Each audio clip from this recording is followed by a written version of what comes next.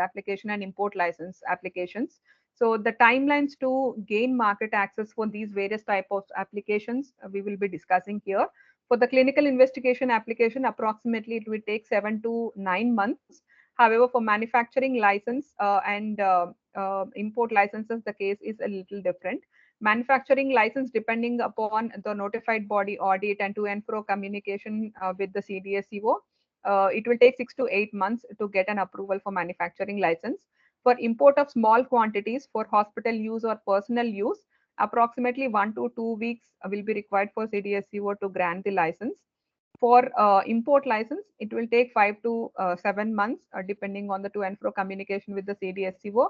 And for the test licenses that we discussed in the clinical trial application, we would require the CDSCO will take 2 to 3 weeks to issue the license. So those were a few of the timelines to gain the market access. Now talking about the post-approval obligations. After receipt of the license, the job of the manufacturer or the authorized agent doesn't end there. So they'll have to comply with the post-approval obligations provided by the CDSCO. And the first and the foremost obligation would be for the post-market surveillance. They'll have to have established PMS procedures to track down the adverse events, periodic safety reviews, and corrective actions. And they'll have to inform within a period of 15 days of any administrative action taken or any market withdrawal or any cancellation of authorization or declaration of device of not of standard quality. If they have taken any of these steps within 15 days, they'll have to inform the CDSCO. And they'll have to inform in writing within 30 days in case of any change in the constitution of the overseas manufacturer or the authorized agent. And approval of any major change is required, and a notification in case of any minor changes within 30 days has to be submitted to CDSCO.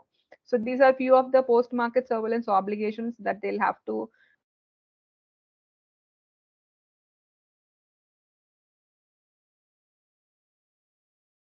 obligations after you receive the licenses. The issuing safety alerts, product recalls, and implementing CAPA falls under the field safety corrective action obligation. Under quality management system, maintaining QMS to ensure compliance, and regular internal audits and assessments to make sure the the processes are in line for the design and manufacturing and post-market surveillance has to be taken care by the manufacturer. So these are few of the obligations for the Indian manufacturer or the foreign manufacturer to take care of once they receive the approval of the applications. So this is in short, all the requirements starting from identifying whether the device that you intend to manufacture or sell in India is a medical device, to various steps that you need to follow in order to file various applications to CDSCO. And after you receive the licenses, these are few of the obligations that we have discussed so far.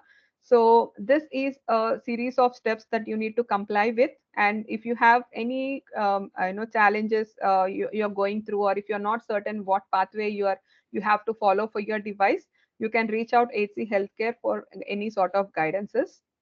So next, we will be talking about the future of medical device regulations, and my colleague Shravan will take over from here to discuss them. Over to you, Shravan. Yeah, thank you, Sushma.